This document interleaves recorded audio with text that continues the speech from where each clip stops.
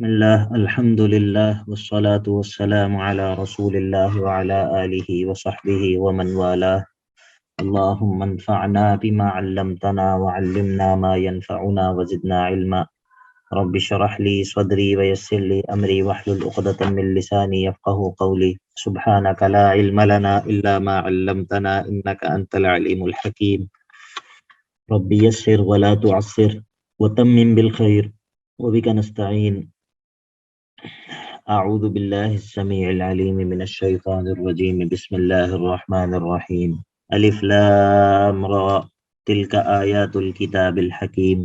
آج الحمدللہ اللہ کی توفیق سے ہم سورہ یونس کا آغاز کرنے جا رہے ہیں۔ اس سے پہلے ہم نے سورہ انفال اور سورہ توبہ پڑھی۔ سورہ انفال اور سورہ توبہ کے بعد سورہ یونس ہے۔ تو سب سے پہلے ہم، جس طرح آپ کو اندازہ ہے کہ ہم سورت کو شروع کرنے سے پہلے چند باتوں کا تذکرہ کرتے ہیں، اور وہ باتیں جو ہیں وہ ہمیں بتائیں گے محمد اکمل بھائی کہ وہ کیا باتیں ہوتی ہیں جو ہم سورت کا آغاز کرنے سے پہلے جن کے بارے میں بات کرتے ہیں۔ جی السلام علیکم۔ وعلیکم سر السلام۔ ہم سورت کے دعوے کی بات کرتے ہیں اور ان کے اندر جو اسباق ہوتے ہیں جی ان کی بات کرتے ہیں، اور ان کے جو باب ہوتے ہیں ان کی بات کرتے ہیں، اور پھر ان کے بارک اللہ بابوں میں فیکم، کیا کیا الگ الگ بارک اللہ فیکم۔ جی اب زریاب بھائی بتائیں گے کہ اس کے علاوہ کیا بات ہوتی ہے۔ زریاب بھائی آپ کو میری آواز آ رہی ہے؟ جی سر السلام علیکم، سوری تھوڑا وعلیکم نیٹ کا السلام۔ پرابلم تھا اس وجہ سے۔ جی بتائیے۔ سر ایک دوبارہ بتا دیں آپ نے کیا پوچھے؟ میں نے پوچھا کہ جو اکمل بھائی نے بات بتائی ہے اس کے علاوہ سورت کے آغاز میں ہم کیا بات کرتے ہیں؟ سر سورت کے آغاز میں ہم مینلی 2 تھنگس کے بارے میں دیکھتے ہیں کہ اس سورت کا پچھلی سورت کے ساتھ کیا رابطہ ہے، شاباش شاباش، اور اس سورت کا بنیادی دعویٰ کیا ہے۔ بارک اللہ فیکم، ٹھیک ہو گیا، جزاک اللہ خیر۔ تو ربط والی بات جو ہے وہ رہ گئی تھی اکمل بھائی سے، تو ہم یہ بات کرتے ہیں کہ سورت کا ربط کیا ہے، پچھلی سورت کے ساتھ کیا ربط ہے، اور سورت کا بنیادی دعویٰ کیا ہے، اور پھر ہم سورت کی تقسیم کی بات کرتے ہیں کہ یہ سورت کتنے حصوں میں تقسیم ہے اور کس طرح اس کی کیا کلاسیفیکیشن ہے۔ تو سورہ یونس جو ہے یہ چونکہ سورہ توبہ کے بعد ہے، تو اس کا ربط پچھلی سورت سے یہ ہے کہ جب سورہ توبہ میں اعلان جہاد کیا، سورہ توبہ میں جہاد کا اعلان کیا، قتال کا اعلان کیا، تو اب جن لوگوں کے ساتھ جنگ کرنی ہے ان کے شرک کی حقیقت کا بیان ہے۔ اب مشرکین کے شرک کی حقیقت کا بیان ہوگا۔ اعلان جنگ کے بعد اب ان کے شرک کی حقیقت کا بیان ہوگا کہ جو سبب ہے اعلان جنگ کا، اعلان جنگ اسی وجہ سے ہے کہ وہ ایمان نہیں لا رہے، شرک پر قائم ہے، تو اب جو ہے وہ اس شرک کی حقیقت کا بیان ہوگا۔ اسی طرح اس کا ایک ربط یہ بھی ہے کہ جب جہاد کا قتال کا اعلان کر دیا تو سوال یہ انہوں نے کیا کہ ہم تو اللہ کو مانتے ہیں، پھر ہمارے ساتھ جہاد کیوں؟ مشرکین نے یہ کہا کہ ہم تو اللہ کو مانتے ہیں تو پھر ہمارے ساتھ یہ جنگ اور جہاد کیوں ہے؟ تو اس کا جواب یہاں پر یہ دیا جائے گا کہ آپ جو ہے وہ شفاعت قہری کا عقیدہ رکھتے ہو۔ شفاعت قہری یہ لفظ جو ہے وہ بار بار استعمال ہوگا، تو اس کا معنی انشاءاللہ میں آگے بتاتا ہوں کیا ہے۔ تو اس وجہ سے جو کہ شرک ہے، تو اس وجہ سے کفر کی وجہ سے، اس شرک اور اس کفر کی وجہ سے آپ کے ساتھ یہ جہاد ہوگا۔ اور اسی طرح جب پیچھے سورہ توبہ کے اندر جنگ کا اعلان کیا، تو اب اس صورت کے اندر ایمان کی دعوت ہے۔ اب اس صورت کے اندر ایمان کی دعوت ہوگی کہ اللہ کو مان لو، اللہ کو تسلیم کر لو۔ تو یہ 3 طرح سے ربط آپ کو میں نے بتایا سورہ توبہ اور سورہ یونس کے درمیان۔ اسی طرح اس صورت کا جو دعویٰ ہے، اس صورت کا بنیادی دعویٰ ہے وہ ہے رد شفاعت قہری۔ شفاعت قہری کے عقیدے کا رد ہے۔ اور شفاعت قہری کیا چیز ہے؟ شفاعت قہری یہ ہوتا ہے کہ یہ عقیدہ رکھنا کہ کوئی اللہ تعالیٰ سے زبردستی کسی کو چھڑا سکتا ہے، کوئی اللہ تعالیٰ سے زبردستی کسی کو چھڑوا سکتا ہے، شفاعت قہری۔ تو یہ مشرکین کا عقیدہ تھا کہ ہمارے یہ جو معبود ہیں یہ ہمیں اللہ سے چھڑوا لیں گے، یہ اللہ کے اوپر جو ہے یہ اللہ سے زبردستی بھی اپنی بات منوا سکتے ہیں۔ تو یہ جو صورت ہے اس کا دعویٰ ہے رد شفاعت قہری۔ یہ جو شفاعت قہری کا عقیدہ ہے، زبردستی شفاعت کروانے کا، اللہ سے زور زبردستی کسی کو چھڑوا لینے کا جو اعتقاد ہے، اس کے اوپر رد کیا جائے گا اس صورت میں۔ باقی اس صورت کے اندر 5 ابواب ہیں، اس صورت کے اندر 5 ابواب ہیں، اور پہلا باب جو ہے وہ آیت نمبر 1 سے لے کر آیت نمبر 17 تک ہے۔ آیت نمبر 1 سے لے کر آیت نمبر 17 تک ہے پہلا باب، اور اس باب کے اندر سب سے پہلے ترغیب الی القرآن ہے، قرآن کے اعجاز کا ذکر ہوگا، ترغیب الی القرآن ہوگا، اسی طرح مختلف طریقوں سے وعید ہوگی، تقریباً 6 مرتبہ مختلف طریقوں سے وعید، 3 عقلی دلائل دیے جائیں گے توحید پر، اور اسی طرح بشارت ہوگی اور وعید ہوگی۔ بشارت ہوگی متقین کے لیے، اطاعت کرنے والوں کے لیے، اور وعید ہوگی منکرین کے لیے، بات نہ ماننے والوں کے لیے۔ ایک مرتبہ دوبارہ سن لیں، سورت کے اندر 5 ابواب ہیں۔ سورت کا جو پہلا باب ہے اس کی وہ آیت نمبر 1 سے لے کر آیت نمبر 17 تک ہے، اور اس میں ترغیب الی القرآن، مختلف طریقوں سے وعید تقریباً 6 مرتبہ، 3 عقلی دلائل کا تذکرہ ہوگا، بشارت ہوگی اور وعید ہوگی۔ تو یہ ہے سورت کے پہلے باب کا خلاصہ جو میں نے آپ کو بتایا ہے۔ ربط کی سمجھ آ گئی سب کو؟ السلام جی علیکم شیخ، سورت کا دعویٰ بس بتا دیجئے، میں وہ مس کر بیٹھ جی، دعویٰ سورت کا ہے رد شفاعت قہری، شفاعت قہری کے عقیدے کا رد۔ اور وہ شفاعت قہری کیا ہے؟ وہ یہ عقیدہ رکھنا ہے کہ کوئی بندہ اللہ تعالیٰ سے زبردستی بھی کسی کو چھڑوا سکتا ہے، کوئی بندہ اللہ سے زبردستی بھی کسی کو چھڑوا سکتا ہے، اس کو کہتے ہیں شفاعت قہری کا عقیدہ۔ تو اس کا رد جو ہے وہ کیا جائے گا، یہ اس صورت کا دعویٰ ہے رد شفاعت قہری۔ شفاعت قہری، کاف ہار چھٹ گئی۔ جی یہ میں نے لکھا بھی ہے، دیکھ لیں، قاف کے ساتھ، قاف کے ساتھ، پینچی والے قاف کے ساتھ۔ اچھا جی، چلیے، بسم اللہ الرحمن الرحیم، الف لام را تلک آیات الکتاب الحکیم۔ الف لام را جو ہے یہ حروف مقطعات میں سے ہے، اور حروف مقطعات کے بارے میں مختلف تفاسیر ہیں، مختلف لوگ مختلف تفاسیر کرتے ہیں، لیکن ان میں جو سب سے اچھی بات ہے، جو سب سے مناسب قول ہے، وہ یہی ہے کہ اللہ اعلم بمرادہ، اس کی مراد جو ہے اللہ ہی اس کو بہتر جانتا ہے، اللہ ہی اس سے واقف ہے، کیونکہ اللہ رب العزت نے ہمیں اس کی مراد کے بارے میں خبر نہیں دی کہ اس سے مراد کیا ہے۔ ایک اور بات جو کہ ان کے بارے میں مناسب ہے اور بہتر معلوم ہوتی ہے، وہ ہے کہ یہ قرآن کے اعجاز کی طرف اشارہ کرتے ہیں، قرآن کے اعجاز کی طرف۔ قرآن کا اعجاز کیا ہوتا ہے؟ کوئی بتا سکتا ہے اعجاز قرآن سے کیا مراد ہے؟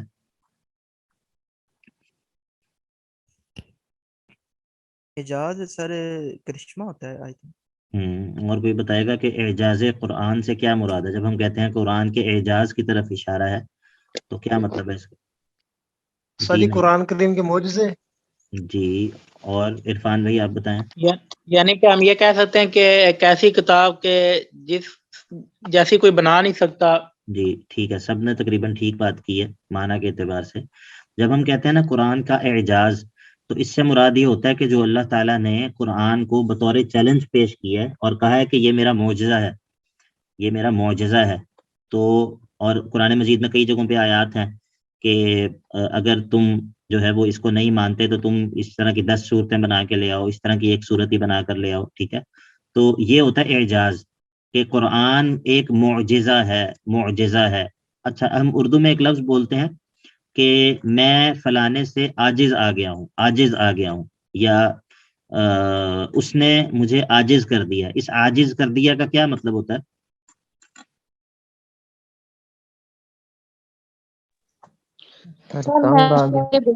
مغلوب ہو جانا۔ جی کیا جی عائشہ بہن آپ بتائیں، آپ نے کیا کہا؟ سر آپ نے کہا کہ اس کے آگے بے بس ہو جانا، کسی بے چیز کے بس ہو آگے۔ جانا، بالکل بے بس ہو جانا، یہ صحیح تعبیر ہے ماشاءاللہ۔ تو جب ہم کہتے ہیں نا کہ عاجز آ گئے ہیں، تو اس کا مطلب یہ ہوتا ہے کہ ہماری بالکل بس ہو گئی، ہم بے بس ہو گئے ہیں، ہمارا کوئی چارہ نہیں چل رہا اب اس کے آگے، اس چیز کے آگے۔ تو جب ہم اردو میں لفظ بولتے ہیں نا معجزہ، معجزہ، تو معجزے کا مطلب کیا ہوتا ہے؟ معجزے کا مطلب بھی یہی ہوتا ہے کہ وہ چیز جو کہ عاجز کر دینے والی ہو۔ معجزے کا مطلب ہوتا ہے وہ چیز جو کہ اپنے مخاطب کو، مخالف کو بالکل بے بس کر دے کہ اس سے پھر کچھ ہو نہ سکتا ہو، ٹھیک ہے۔ تو اگر آپ دیکھیں تو عاجز اور معجزہ ان دونوں کے درمیان جو روٹ ورڈ ہے وہ ایک ہی ہے، عین جیم اور زا.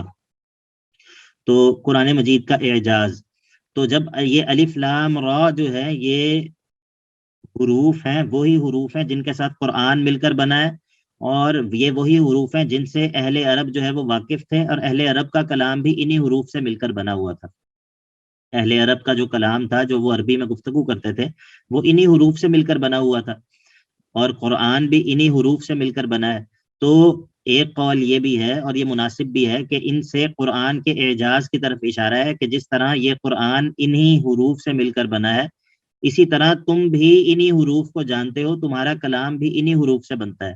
تو تم پھر اس قرآن جیسی کتاب جو ہے وہ بنا کر پیش کرو اگر تم سچے ہو. اور اگر تم کہتے ہو کہ قرآن اللہ کا کلام نہیں ہے، محمد صلی اللہ علیہ وسلم نے خود سے بنا لیا ہے، تو پھر تم بھی تو بڑے زبان دان ہو، اور تم جو ہے وہ ہر طرح کے وسائل بھی رکھتے ہو، تو تم سارے اکٹھے ہو جاؤ اور اکٹھے ہو کر اس قرآن کی طرح کی 10 صورتیں بنا کر لے آؤ.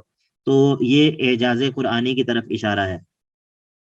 تو اب جو ہے وہ آگے جس جگہ پر بھی اس طرح حروف مقطعات آئیں گے، ہم نے یہاں پر وہاں پر صرف یہی کہیں گے کہ یہ اعجاز قرآن کی طرف اشارہ ہے، اور باقی بات آپ خود سمجھ لیں گے کہ اعجاز قرآنی کی طرف اشارہ کس طرح ہے. تو سورت کے آغاز میں سب سے پہلے کیا ہے؟ قرآن کے اعجاز کی طرف، قرآن کے اعجاز کا تذکرہ ہے. ٹھیک ہے، یہ اس آیت کے اندر پہلی بات کیا ہے؟ اعجاز. اور دوسری چیز کیا ہے؟ ترغیب الی القرآن. ترغیب الی القرآن، ترغیب الی القرآن کہاں پر ہے؟ وہ یہ ہے کہ تلک آیات الکتاب الحکیم، یہ آیات ہیں الکتاب الحکیم، ایک حکمت بھری کتاب کی، ایک حکمت بھری کتاب کی یہ آیات ہیں. یہ جو صورت آگے شروع ہو رہی ہے اس کی طرف اشارہ ہے. یہ ایک ایسی کتاب کی آیات ہیں جو الحکیم ہے. تو یہاں پر الحکیم جو ہے وہ الکتاب کے لیے صفت واقع ہوئی ہے. تو الحکیم کا مطلب کیا ہے؟ اس کا ایک معنی تو ہوتا ہے محکم، اس کا ایک معنی ہوتا ہے محکم، یعنی کہ مضبوط. جس طرح ہم بولتے ہیں کہ یہ چیز محکم ہے، مضبوط ہے، توانا ہے. تو محکم کا معنی کیا ہوتا ہے؟ کہ وہ چیز جو کہ نسخ سے محفوظ ہو، تضاد سے پاک ہے، تو ایک مضبوط کتاب ہے. اسی طرح اس کا ایک معنی حکمت والا بھی ہے کہ حکمتوں سے بھرپور کتاب ہے. ٹھیک ہے، تو محکم سے بھی ہو سکتا ہے، حکم سے بھی ہو سکتا ہے، حکمتوں سے بھرپور کتاب ہے، محکم ہے، مضبوط ہے. لا یأتیہ الباطل من بین یدیہ ولا من خلفہ، باطل نہ اس کے آگے سے آ سکتا ہے نہ پیچھے سے آ سکتا ہے، اور یہ تضاد سے پاک ہے، باہمی اختلاف سے پاک ہے، تناقضات سے پاک ہے، ہر قسم کے اعتراض اور اشکال سے پاک ہے. تو یہ سارے معنی پائے جاتے ہیں الحکیم کے اندر. تو یہ ایک ایسی کتاب ہے جو الکتاب الحکیم ہے، ایک کامل کتاب ہے اور حکمتوں والی کتاب ہے. تو یہ اس کی آیات ہیں. تو اس میں کیا ہے؟ اس میں ترغیب الی القرآن ہے.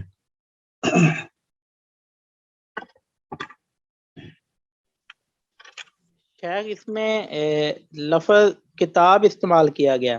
جی، حالانکہ اگر ہم دیکھیں تو یہ قرآن مجید جون سا ہے وہ ایک ہی وقت میں اس کا نزول نہیں ہوا، بلکہ 23 برس میں ہوا ہے. تو چونکہ تدریج کا عمل بھی ہم نے پڑھا ہے، آہستہ آہستہ، چونکہ وہ لوگ اگر اس کو ایٹ اے ٹائم جون سا اس کا نزول ہو جاتا تو شاید لوگ اس کا مکمل طور پر انکار کر دیتے، اس کو ایکسیپٹ نہ کرتے. تو اسی نقطہ نظر کے تحت اللہ رب العزت نے جون سا اس کو ٹائم ٹو ٹائم جون سا وہ مسائل کے سلوشن کے لیے اس کو جون سا وہ نازل کیا، یعنی کہ آیات کو نازل کیا. تو لیکن اس وقت تو یہ کتاب نہیں تھی جب یہ آیات کی فارم میں، تو پھر یہ کتاب کا لفظ استعمال کر دیا گیا. بہت اچھا سوال ہے آپ کا، لیکن یہ ایک غلط فہمی پر مبنی ہے. وہ غلط فہمی کیا ہے؟ وہ بڑی آسان سی بات ہے، وہ آپ کو سمجھ آ جائے گی فوراً. وہ یہ ہے کہ آپ جی کتاب کا اردو معنی جو ہے، کتاب کا اردو معنی وہ آپ سمجھ رہے ہیں کہ وہ عربی کے اندر بھی وہی معنی ہے. حالانکہ کتاب کا جو اردو کے اندر معنی ہے، جو میرے اور آپ کے ذہن میں فوراً آتا ہے جب ہم لفظ کتاب سنتے ہیں، عربی کے اندر بھی وہ معنی ہو یہ ضروری نہیں. تو عربی کے اندر جی الکتاب جو ہے، کتاب کا لفظ یہ ہر مکتوب پر بولا جاتا ہے. ہر مکتوب، ہر وہ چیز جو لکھی گئی ہو، مکتوب وہ چیز جو لکھی گئی ہے. تو ابھی ٹھیک ہے. تک جتنا بھی قرآن نازل ہوا ہے وہ کہیں پر لکھا ہوا ہے یا نہیں لکھا ہوا؟ اس کو اللہ کے نبی علیہ الصلوۃ والسلام نے لکھوایا ہے، تو وہ بھی الکتاب ہے، جی وہ بھی الکتاب ہے. ٹھیک ہے، لیکن اب جب قرآن مکمل ہو گیا تو اب وہ سارے کا سارا الکتاب ہے. لیکن جب جو ہے وہ نازل ہو رہا ہے اور اس کو جتنا وہ نازل ہو چکا ہے اس کو اللہ کے نبی علیہ الصلوۃ والسلام نے لکھوایا ہے، تو وہی الکتاب ہے. ٹھیک ہے، تو قرآن کو جو ہم القرآن کہتے ہیں، قرآن، تو یہ ہم کہتے ہیں اس حیثیت سے کہ اس کی قراءت کی جاتی ہے، اس حیثیت سے کہ یہ مقروء ہے. قرآن من حیث انہ مقروء، قرآن کا معنی تو ہوتا ہے پڑھنا، قرآن کا معنی کیا ہے؟ پڑھنا، مصدری معنی ہے پڑھنا، لیکن اصل میں قرآن مقروء ہے کہ جو پڑھا جاتا ہے، قرآن مقروء ہے کہ جو پڑھا جاتا ہے، جس کی قراءت کی جاتی ہے۔ تو اسی طرح کتاب جو ہے یہ مصدر ہے، لیکن یہ مکتوبن کے معنی میں ہے، وہ چیز جو لکھی گئی ہو، ٹھیک ہے؟ تو قرآن جو ہے جب اللہ کے نبی علیہ الصلوۃ والسلام لکھوا دیتے تھے تو وہ مکتوب ہی ہوتا تھا، اور اسی کو الکتاب کہتے ہیں، ٹھیک ہے؟ تو یہ اعتراض پھر یعنی کہ درست نہیں ہے۔ ایک آیا بھی جو اس وقت لکھی گئی وہ وہ بھی یعنی الکتاب کہ ہے، جی الکتاب، ٹھیک ہے، بالکل، جزاک اللہ۔ بارک اللہ فیکم۔ اچھا جی، اب اگلی آیت کے اندر کیا ہے؟ اگلی آیت کے اندر وعید ہے ان لوگوں کو جو کہ اللہ کے نبی علیہ الصلوۃ والسلام کی رسالت کا انکار کرتے تھے، یہ کہہ کر کہ یہ تو بشر ہے اور بشر جو ہے وہ رسول نہیں ہو سکتا، تو ان کے لیے وعید ہے۔ اسی طرح اگلی آیت کے اندر جو ہے وہ نبی کریم صلی اللہ علیہ وسلم کی ذمہ داریاں بیان ہوں گی۔ اللہ تعالیٰ فرماتے ہیں اکان للناس عجبا، کیا ان لوگوں کے لیے یہ تعجب کی بات ہے؟ کیا ان لوگوں کے لیے یہ تعجب کی بات ہے کیا کہ ان اوحینا، کہ ہم نے وحی کی ہے، الی رجل منہم، ایک ایسے شخص کی طرف جو انہی میں سے ہے، جو انہی میں سے ہے، من جنسہم، منہم ای من جنسہم، ایک ایسا شخص جو انہی کی جنس میں سے ہے، یعنی کہ انسان جس طرح وہ انسان ہے اسی طرح یہ انسان ہے، اور انہی کی قوم میں سے ہے، انہی کے قبیلے میں سے ہے، یہ اس کو جانتے ہیں، انہی کے اندر پیدا ہوا ہے، انہی کے اندر پلا بڑھا ہے۔ تو کیا یہ اس بات پر تعجب کرتے ہیں؟ اکان للناس عجبا، کیا لوگوں کے لیے یہ تعجب کی بات ہے کہ ان اوحینا، کہ یہ ہم نے وحی کی ہے، الی رجل منہم، ایک آدمی کی طرف جو انہی میں سے ہے، اور کیا وحی کی ہے؟ وحی کیا کی ہے وہ اس کا بیان اب یہ ہے کہ ان انذر الناس، یہ وحی کی ہے کہ وہ لوگوں کو ڈرائے، وبشر الذین آمنوا، اور ایمان والوں کو بشارت دے، ایمان والوں کو بشارت دے، ایمان والوں کو بشارت دے، کس چیز کی بشارت دے؟ ان لہم، کہ بے شک ان کے لیے ہے، قدم صدق، اونچا درجہ، اونچا درجہ، ان کے لیے اونچے درجات ہیں، قدم صدق، اونچے درجات ہیں، بہترین بدلہ ہے۔ اس کا ایک معنی کیا گیا ہے بہترین اجر، بہترین بدلہ، اور اسی طرح اس کا ایک معنی کیا گیا ہے اونچا درجہ، اونچا مقام۔ تو ان کو، ایمان والوں کو کیا بشارت دینی ہے کہ ان لہم قدم صدق عند ربہم، کہ ایمان والوں کو یہ خوشخبری دینی ہے کہ ان کے رب کے پاس ان کے لیے بلند مرتبے ہیں، بلند رتبے ہیں۔ اور یہ ان کافروں نے کیا کہا ہے؟ ان کے تعجب کا بیان ہے کہ یہ جب ہم نے ان میں سے ایک شخص کو نبی بنا دیا تو اب وہ تعجب کا اظہار کرتے ہیں، اور کیا کہتے ہیں تکذیب کرتے ہوئے؟ قال الکافرون، کافر یہ کہتے ہیں کہ ان ھذا لساحر مبین، کہ بے شک یہ تو کھلم کھلا جادوگر ہے، یہ تو کھلم کھلا جادوگر ہے، ورنہ یہ کیسے ہو سکتا ہے کہ ایک انسان جو ہے ہمارے اندر پیدا ہوا، ہمارے میں سے ایک انسان ہے، اور یہ جو ہے کہتا ہے کہ مجھے اللہ نے نبی بنایا، یہ کیسے ہو سکتا ہے؟ ان کے نزدیک یہ مسئلہ تھا کہ بشریت شاید رسالت کے ساتھ جمع نہیں ہو سکتی، حالانکہ بشریت رسالت کے ساتھ جمع ہو سکتی ہے، اس میں کوئی ایسی بات نہیں ہے۔ اللہ رب العزت انہی میں سے، انسانوں میں سے ہی رسول اپنے منتخب کرتے ہیں۔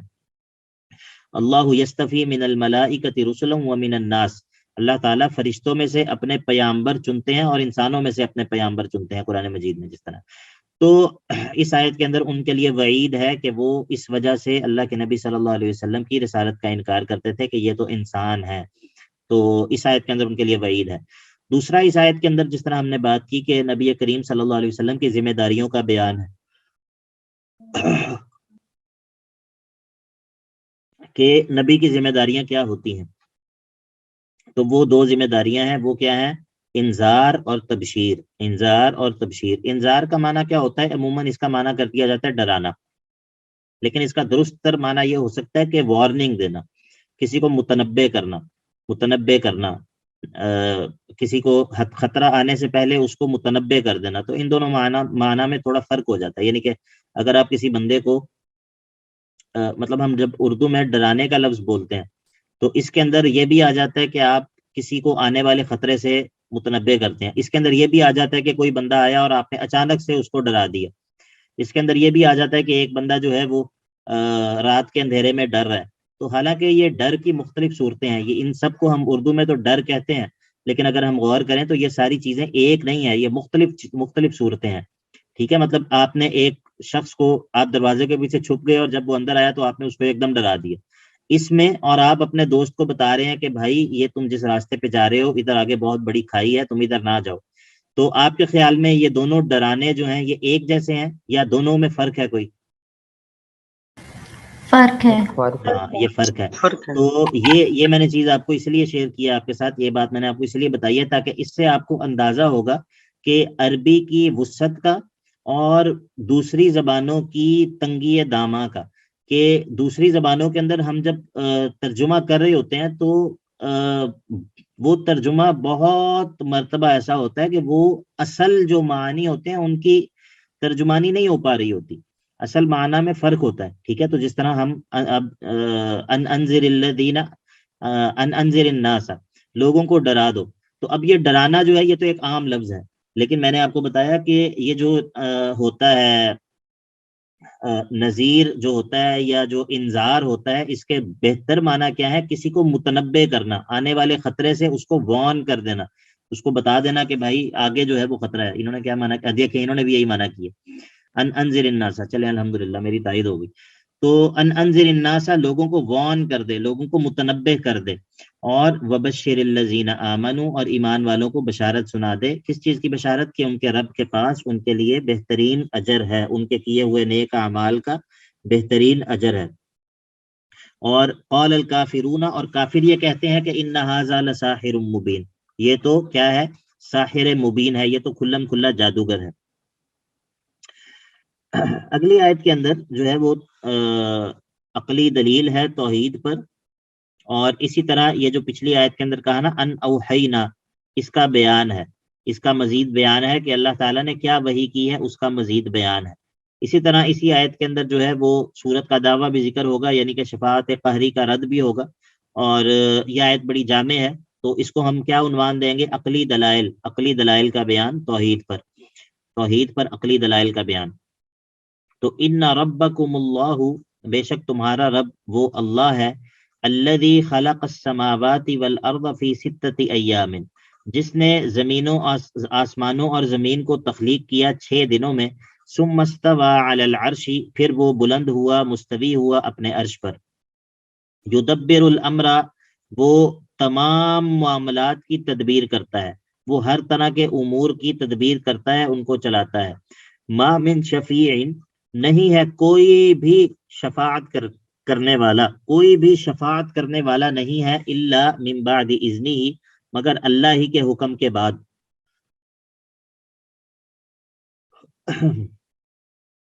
کوئی بھی شفاعت نہیں کر سکتا مگر اللہ کی اجازت کے بغیر، اجازت کے بعد.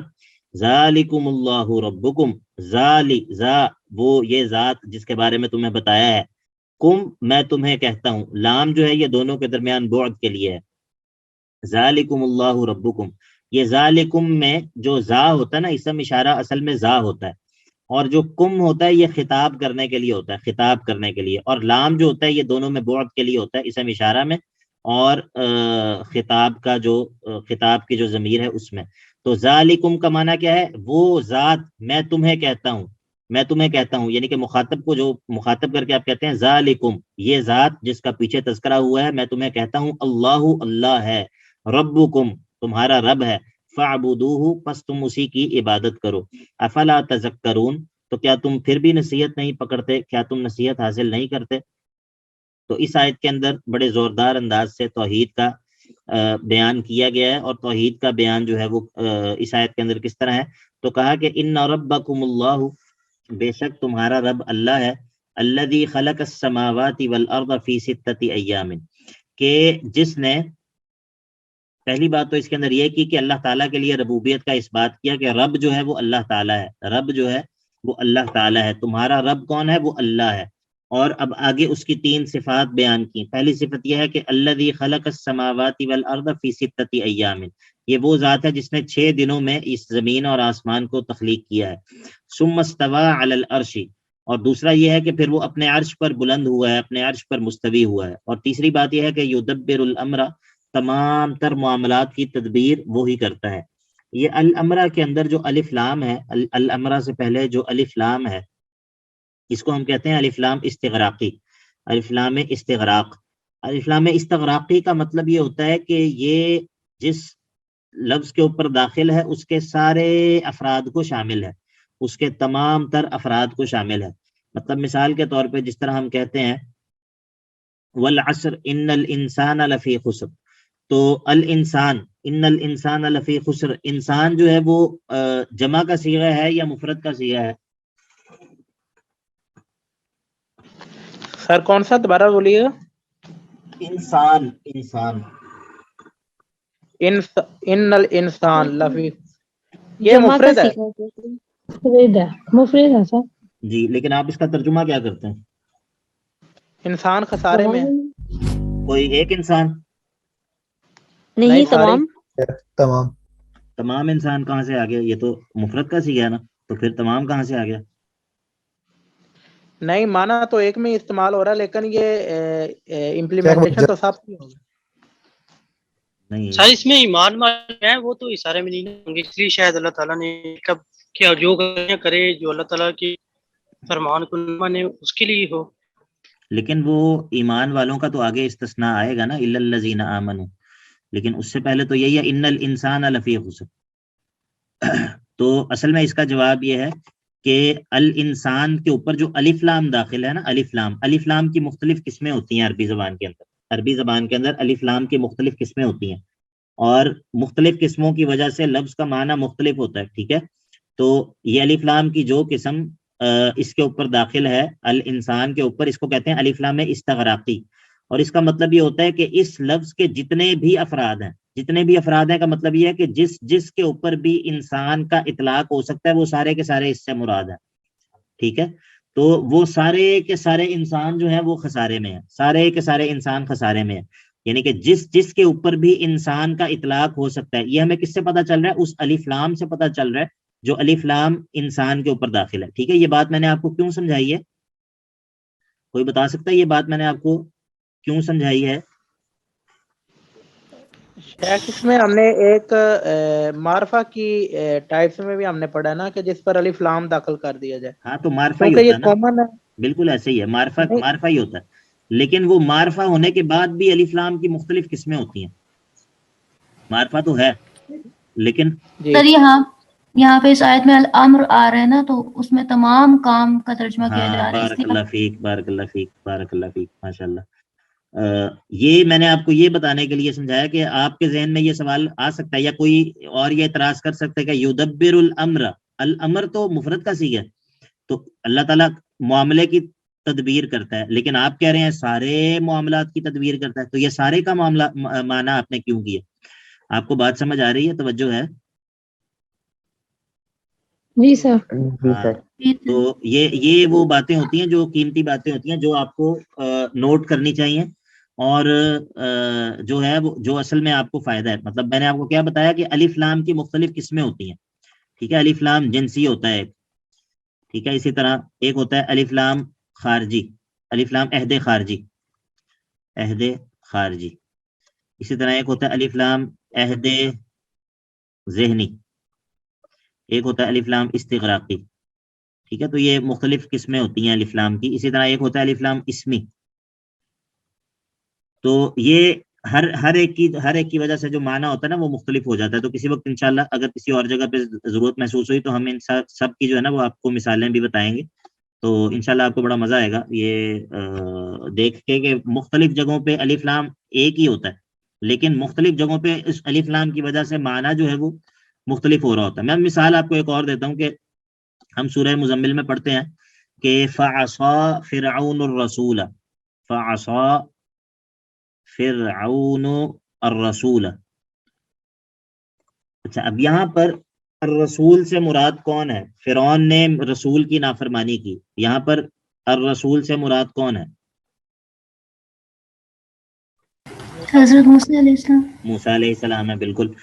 تو ہمیں یہ پتہ چلا کہ یہاں پر جو الف لام ہے نا، الف لام، اس الف لام سے مراد کون سا ہے؟ الف لام عہد خارجی ہے. عہد خارجی کا مطلب یہ ہوتا ہے کہ اس الف لام سے جو بندہ مراد ہے وہ ایک مخصوص بندہ ہے جو کہ خارج میں موجود ہے، یعنی کہ ایک ایسی متعین شخصیت ہے جو کہ معلوم ہے، سب کو معلوم ہے. تو اس الف لام سے اس کی طرف اشارہ ہو رہا ہے. اس سے مراد صرف کوئی بھی رسول نہیں ہے، اور رسول سے مراد کوئی بھی رسول نہیں ہے. تو یہاں پر الف لام جو ہے وہ استغراقی بھی نہیں بن سکتا. استغراقی الف لام یہاں پر کیوں نہیں بن سکتا اس آیت میں؟ کانٹیکسٹ یہ بتا رہے ہیں کہ فرعون نے حضرت موسیٰ کی مخالفت کی تھی. ہاں فرعون نے سارے رسولوں کی مخالفت تو نہیں کی تھی، اس نے تو موسیٰ کی مخالفت کی تھی، تو الف لام استغراق کی نہیں بن سکتا. اور عہد ذہنی جو ہوتا ہے نا، عہد ذہنی کے اندر ایک چیز خارج میں ہوتی ہے لیکن وہ متعین نہیں ہوتی، وہ بولنے والے کے اور سننے والے کے ذہن کے اندر بس ایک چیز موجود ہوتی ہے. جس طرح جب یوسف کے بھائی جو ہیں وہ ان کو لے کر جانے لگے تھے سیر کروانے کے لیے، تو یعقوب نے کیا کہا کہ انی اخاف ان یاکلہ الذئب، ان یاکلہ الذئب، مجھے ڈر ہے کہ اس کو کون کھا لے گا، ایک بھیڑیا کھا لے گا. اب یہاں پر جو الذئب ہے، کیا یہ متعین تھا؟ ان کو پتا تھا کہ کون سا بھیڑیا ہے جو کھائے گا یوسف کو؟ یعقوب کو پتا تھا؟ نہیں پتا تھا. نہیں.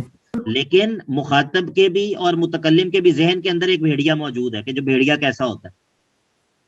ٹھیک ہے، حالانکہ خارج کے اندر تو بھیڑیا نے کھایا بھی نہیں اور نہ ہی کوئی متعین بھیڑیا موجود ہے خارج میں. دیکھیں اس مثال کے اندر، پہلے والی مثال کے اندر تو موسیٰ علیہ السلام جو ہے وہ متعین ایک نبی خارج میں موجود ہے نا، لیکن اخاف ان یاکلہ الذئب، اس مثال کے اندر خارج کے اندر کوئی خاص بھیڑیا موجود تو نہیں ہے جس کی یہاں پر یعقوب بات کر رہے ہیں.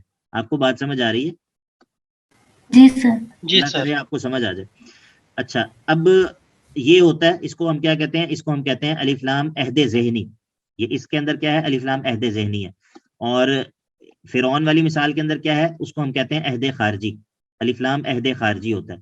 اسی طرح ہم کہتے ہیں میری بہنیں ناراض نہ ہو اس مثال پہ، الرجل خیر من المرأة، الرجل خیر من المرأة. ٹھیک ہے، مرد جو ہے وہ عورت سے بہتر ہے، مرد جو ہے وہ عورت سے بہتر ہے.